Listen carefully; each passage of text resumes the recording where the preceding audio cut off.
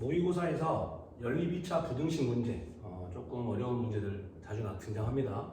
이건 살짝 결이 다르긴 한데 아무튼 얘도 주어권을 잘 분석을 해서 풀어보겠습니다. 일단 첫 번째, 모든 실수의 x에 대해서 저 연립 2차 부등식이 성립을 한다. 모든 실수의 x에 성립한다는 걸 잘 눈여겨봐야 되고, 일단 위에 거부터 정리하겠습니다.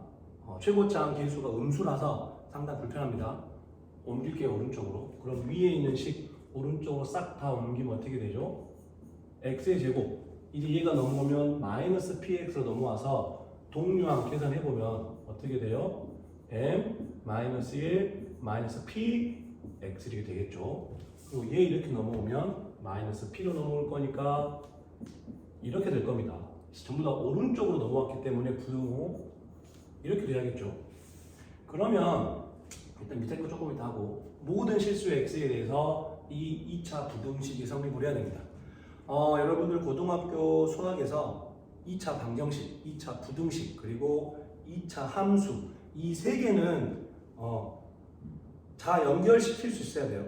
즉 연결해서 풀어야 편할 때가 많습니다. 무슨 얘기냐면 지금 이제 2차 부등식이긴 한데 여기 앞에 y는 이라고 붙이면 아래로 볼록인 2차 함수가 만들어지죠. 그러면 아래로 볼록인 2차 함수 꼴이 모든 실수 x에 대해서 0보다 크거나 같아야 된대요. 칸이 부족하니까 여기다 그리겠습니다.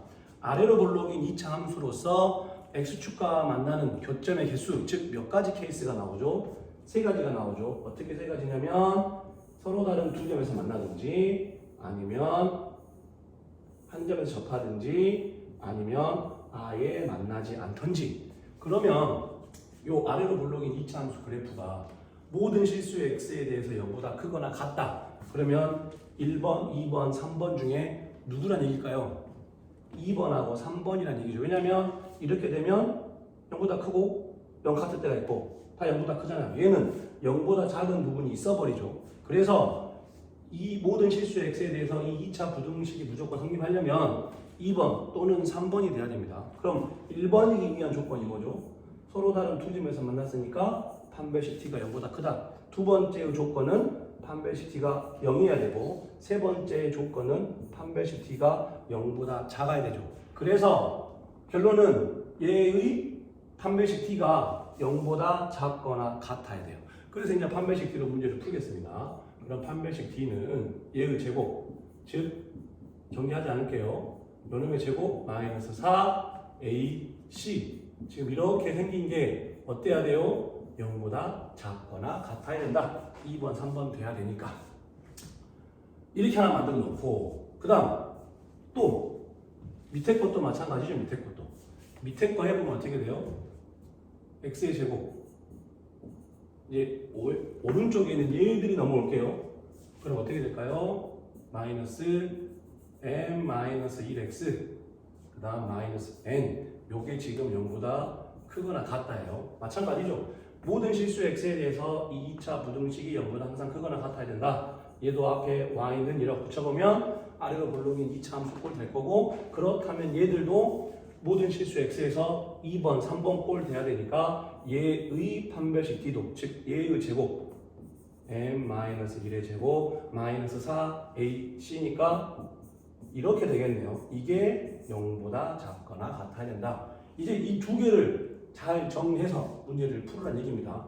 그리고 나서 이제 문제가 이렇게 만족시키는 두 실수 m, n이 유일하게 존재하는, 이제 이거를 잘 봐야 되는데, 지금 이제 문자가 세 개입니다. m과 n과 p. 그런데 보면 m하고 p는 여기 지금 제곱꼴이 붙어 있어서 좀 건드리기 까다로워요. 그래서 유일하게 1차로 남아있는 n을 가지고 정리해 보겠습니다. 무슨 말이냐? 이 첫 번째 식에서 여기 지금 전개하면 마이너스 4n 더하기 4p죠. 4n만 넘겨볼게요. 4n만 넘기면 어떻게 돼요? 4n만 넘기면 그러면 이렇게 되고, 그럼 남아있는 m-1 p의 제곱, 그리고 얘 전개하면 더하기 4p죠. 요것보다 지금 4n이 크거나 같아요. 다시 이거 전개한 다음에 마이너스 4n만 넘긴 거예요. 즉 n에 관한 식으로 식을 바꾸겠다 이거죠. 얘도 마찬가지예요. 여기 4n이 있으니까 얘만 넘기겠습니다. 그럼 어떻게 돼요? 4n은 얘 넘어가면 마이너스 이렇게 되겠죠. 이렇게. 그럼 결과적으로 여기 위의 식에서 4n이 요것보다 크거나 같고 4n이 요것보다 작거나 같아요. 그러면 4n을 주인공으로 본다면 어떤 식이 성립을 하죠? 색깔 바꾸겠습니다. 4n이 지금 어쩐다는 얘기냐면 요것보다는 크거나 같대요. 다시 말해서 n-1-p의 제곱 더하기 4p보다는 크거나 같고 또 얘보다는 작거나 같대요. 지금 이렇게 식이 한꺼번에 만들어지는 겁니다. 이렇게. 물론 이제 양변을 4로 나누면 정확하게 n을 만들 수 있겠지만 4 안 나눌게요. 이제 문제는 이러한 두 실수 m과 n이 유일하게 딱 하나만 존재해야 된대요. 여기서 좀 느낌이 와야 되는데 4n이 요 놈보다는 크거나 같고 요 놈보다는 작거나 같잖아요. 그럼 이 두 값이 어때야 될까요? 같아야겠죠. 왜냐면 얘와 얘 두 개가 달라버리면 즉 여기가 뭐 3이라거나 여기가 5여버리면 4n 가능한 게 3과 5 사이에 굉장히 많죠. 그럼 여러 가지 n들이 존재한다는 얘기인데 우리의 목적은 유일하게 n도 하나만 존재해야 되니까 이 값이랑 이 값이 같아야겠죠. 그래야 뭐 얘가 3이고 얘가 3이면 4n이 3보다는 크거나 같고 3보다는 작거나 같다니까 아 4n이 그러면 3이겠구나. 딱 유일하게 하나만 존재하는 거겠네요.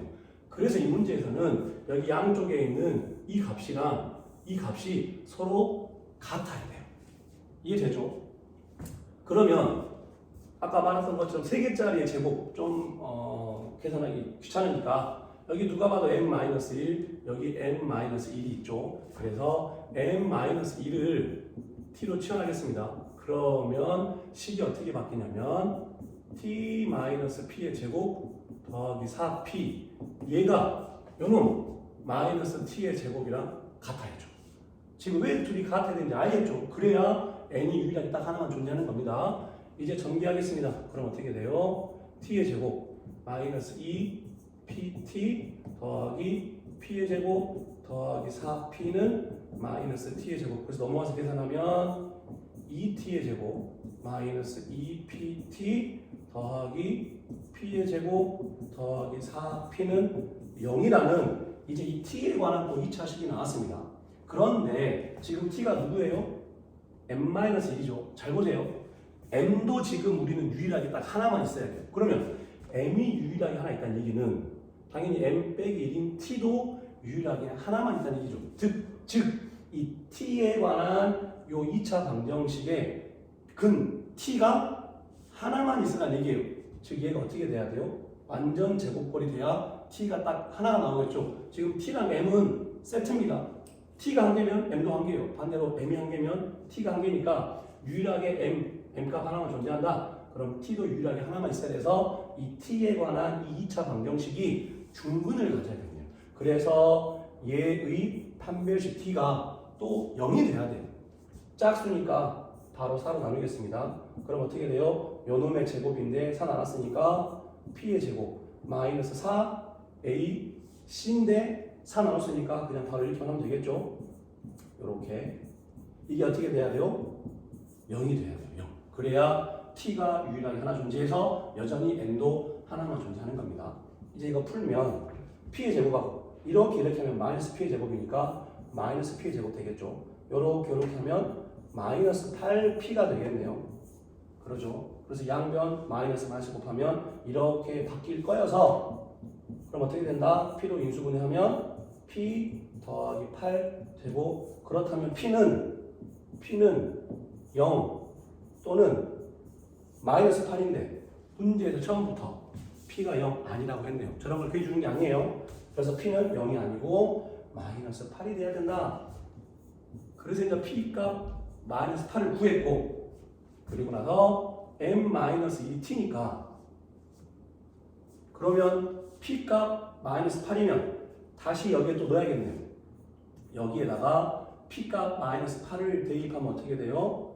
2t의 제곱 여기 p에다가 마이너스 8을 집어넣으면 더하기 16t가 되고 여기 또 마이너스 8 집어넣으면 8은 64에다가 마이너스 32가 되죠. 그러면 더하기 32가 될까요? 이렇게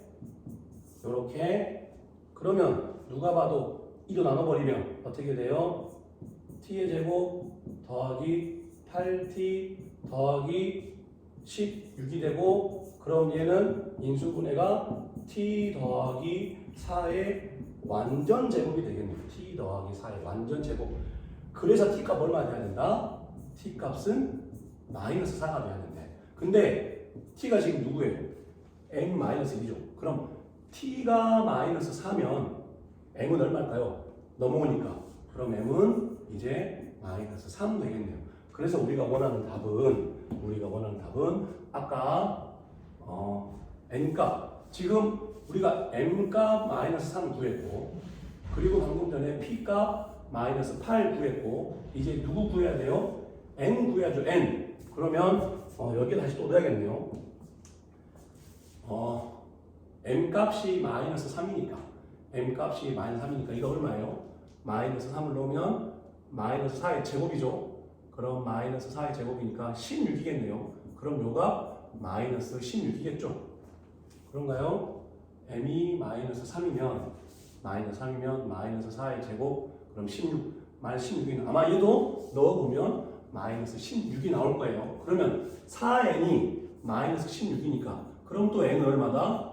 4n이 마이너스 16이니까 그렇다면 n은 마이너스 4다. 이렇게 해서 n과 p를 다 구할 수가 있습니다. 하지만 여기가 마이너스 16, 얘도 마이너스 16. 그럼 4n이 마이너스 16보다 크고 마이너스 16보다 작으니까 어쩔 수 없이 4n은 마이너스 16이 돼야 되고, 그렇다면 n은 마이너스 4가 된다. 그래서 문제에서 m과 n 곱하고, 그럼 m과 n 곱하면 12죠. 그 12에다가 p를 더하래요. 얘를 더하래요. 그럼 답은 4다.